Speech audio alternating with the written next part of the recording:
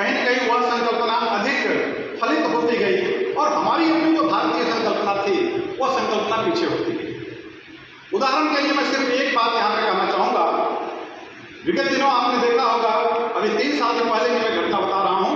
ये 3 साल में तो अब सुनाई नहीं दे रहा है।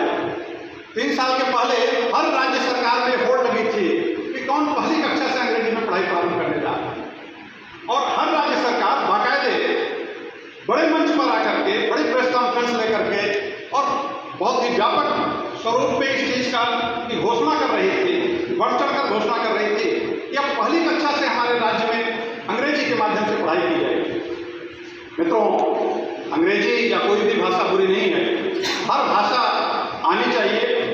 और वैज्ञानिक तो ये कहते हैं कि जितनी ज़्यादा भाषाएं जिस व्यक्ति को आती हैं वह व्यक्ति उतना ही ज़्यादा कुशल और पारंगत बनता है। तो अंग्रेजी से परहेज हम करते हैं ऐसा नहीं है, या राष्ट्रीय शिक्षा नीति अंग्रेजी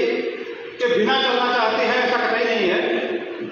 लेकिन भारतीय परंपरा, जो भारतीय मान्यताएं रही है, भारतीय भाषा और भाषा से जुड़ी हुई ज्ञान संपदा जो रही है, उस ज्ञान संपदा के प्रति हमारी अपनी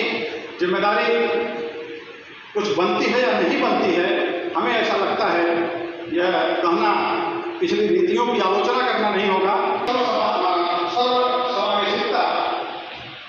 राष्ट्रपिता महात्मा गांधी के नाम पर तो यह देश केवल करेंसी के रूप में नहीं, नोटों या सिक्कों पर उनकी उपस्थिति के रूप में नहीं, बल्कि हर जगह, हर चौराहे, हर रोड पर हम गांधी मार्ग और गांधी जी पाते हैं। लेकिन गांधी की जो सर्वसमावेशी नीति थी, क्या वह सर्वसमावेशी नीति हमारी शिक्षा नीतियों के माध्यम से हो पाई? आप यकीन मानिए, अगर हो पाई होती तो आज भी इस देश का 60% व्यक्ति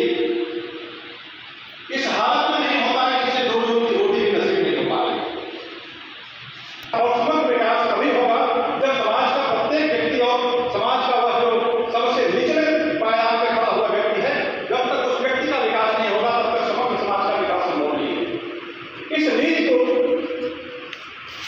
अभी तक की शिक्षा नीतियों ने किस रूप में लिया और उससे क्या परिणाम दुष्परिणाम निकले, ये हम सबके समक्ष हैं। राष्ट्रीय शिक्षा नीति कहीं न कहीं इस बात को रेखांकित करना चाहती है कि गांधी की सर्वसमावेशी नीति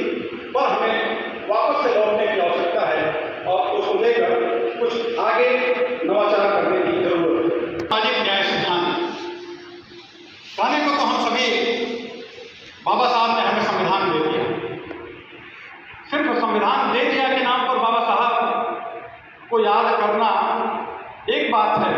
और बाबा साहब ने जो न्याय सिद्धांत दे दिया उस न्याय सिद्धांत को हमने अपनाया कितना, हमारी शिक्षा प्रणाली के माध्यम से हमने उस न्याय प्रक्रिया को अपने समाज का अंग कितना बनाया, यह मुझे लगता है कि समझना ज़्यादा जरूरी है। और दुर्भाग्यवश यह कहना पड़ता है कि हमारे समाज ने,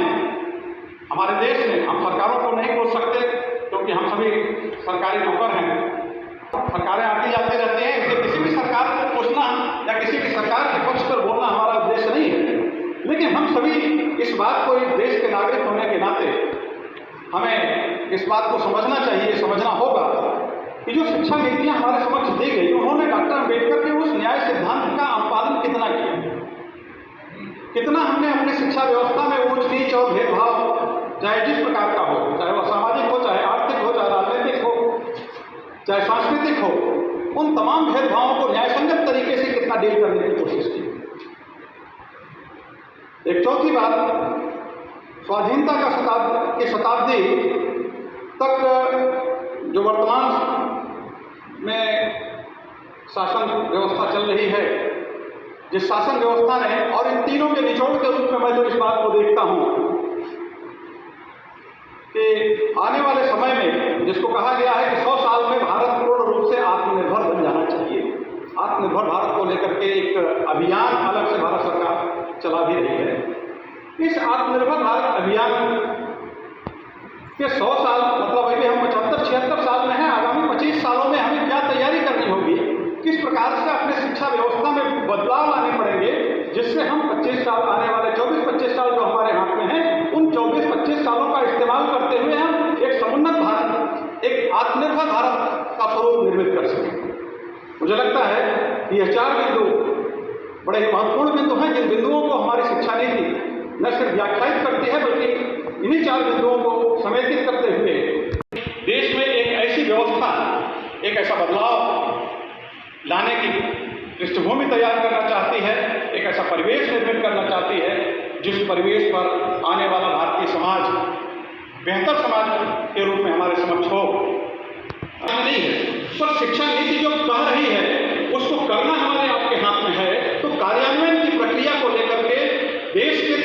शिक्षाविद क्या सोचते हैं, देश के